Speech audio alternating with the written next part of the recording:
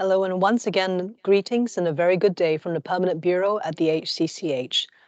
Thank you for having joined us today for HCCH CODIFI 2023, Central Bank Digital Currencies. Now, over the last 6 hours or so, we have heard from a slate of experts from around the world as they have shared with us their insights on the private international law aspects surrounding CBDCs. We heard from Ed Smith, partner at Morgan Lewis and Bockhaus as a LLP, and Neil Cohen, professor of law at Brooklyn Law School, on choice of law issues relating to security interests in CBDCs. I had the pleasure of conversing with Fabrizio Polito, partner at Elo Baptista and associate professor of private international law, comparative law and new technologies of the Federal University of Minas Gerais on his thoughts of the private international law implications of the testing, piloting, issuance and use of CBDCs, focusing, of course, on the Brazilian context. Panos Papapaschalis, Senior League Counsel at the European Central Bank, then provided us with a lecture on the money, currency, legal tender, and the law applicable to the protection of personal data, data privacy, and transfer of data. This topic was followed up with a conversation with Sarina Grunewald, Professor and Chair for European and Comparative Financial Law at Radboud University Nijmegen, who gave us her insights into the issues arising in the context of the digital euro. Kwek Chow Fung, Senior Legal Counsel of the Monetary Authority of Singapore, then walked us through his thoughts on the proprietary aspects of CBDCs. Our pre-recorded videos concluded almost in a full circle with a dialogue with Heng Wang, professor at Yong Pang Hao School of Law, Singapore Management University, whose videos on CBDCs during last year's inaugural CODIFI conference was instrumental in the foundations of the work that the HCCH is doing today. Earlier this afternoon, we had a live hybrid panel consisting of Emily Lee, Associate Professor and Director of the Asian Institute of International Financial Law, the Faculty of Law of the University of Hong Kong; Juliano Alves Pinto, Head of the Division for International Legal Cooperation of the Ministry of Foreign Affairs of Brazil; John Ho, Head of Legal and Financial Markets of Standard Chartered Bank; Josue Lieva Nopath, Minister Counselor of the Embassy of the Republic of El Salvador in The Hague; Priscilla Panestica, Assistant Professor of the University of Indonesia. And this panel shared with us their thoughts on the private international law questions that would arise in relation to CBDCs from the government, industry, and academic perspectives. And finally, just before this closing session, we heard the in-depth analysis of Caroline Kleiner, professor at the University of Paris, who shared with us her examination of the private international law issues surrounding CBDCs.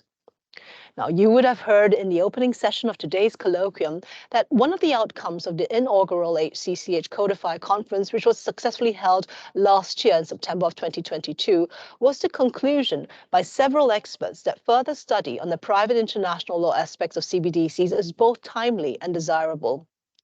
In response to this input, the HCCH governing body, the Council on General Affairs and Policy, or CGAP, at its March 2023 meeting, mandated the Permanent Bureau, in partnership with relevant subject matter experts and observers, to study the private international law implications of CBDCs.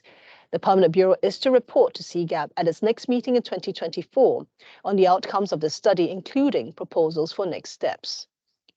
Now, this project here at the Permanent Bureau aims not only to consider the feasibility and desirability of the elaboration of more work of a private international law framework relating to CBDCs, but also for members of the HCCH to mutually benefit from their experience in the development of domestic and regional legal regulatory frameworks around CBDCs.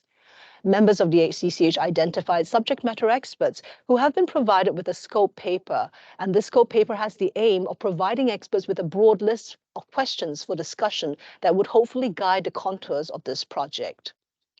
Now, these experts have also provided written input to the scope paper, which we're processing now at the Permanent Bureau, and together with the videos we have streamed today, will provide guidance to the HCCH's CGAP to decide on next steps in relation to the HCCH CBDCs project. To date, the experts have considered various private international law questions surrounding the testing, piloting, sandboxing, issuance, and use of CBDCs. They have considered an overview of the current and prospective legal and regulatory frameworks, projects, and practices on the national, regional, and international levels linked to CBDCs. Experts have also considered if a taxonomy around CBDCs is desirable, and if so, to identify categories of CBDCs that could benefit from further examination, to define these terms and to provide existing definitions, if any, from their jurisdictions. Questions that the experts have faced and provided input into include how to characterize CBDCs, whether they are money or they are near money instruments, are they currency, legal tender, or a different notion altogether, and what the implications of such characterizations might be. Experts are also considering which areas of law in terms of applicable law issues would be desirable and feasible for the CBDC's project to explore due to the unique issues which arise. Experts consider proprietary law, contractual law, banking and securities law, insolvency law, and have also considered in particular how CBDCs would fit into existing payment systems, identifying unique private international law issues arising from the specificities of CBDCs compared to other payment systems, such as cash, for example, or other areas requiring clarification or harmonization.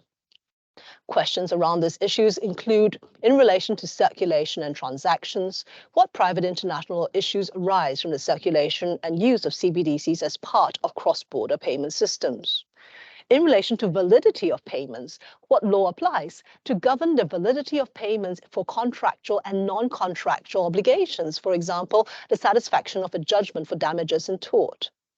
In relation to credit transfers, how do CBDCs interact with cross-border credit transfers? What law would be applicable? In relation to intermediaries, where intermediaries are active in the handling, control, and/or the use of CBDCs, what private international considerations would arise? Now, these are the many questions that we also explored today in the colloquium, and so a very big thank you to the many experts who contributed their expertise and invested their precious time to be with us. We have benefited enormously from your generous contribution. Now, these insights will be reported to the members of the HCCH in preparation for the next meeting of the HCCH Council on General Affairs and Policy to take place in March of 2024. And this, of course, would inform HCCH members as they decide on the work plan of the organization. Allow me to take the opportunity to thank the team at the Permanent Bureau who have been supporting the CBDC's project and the colloquium today.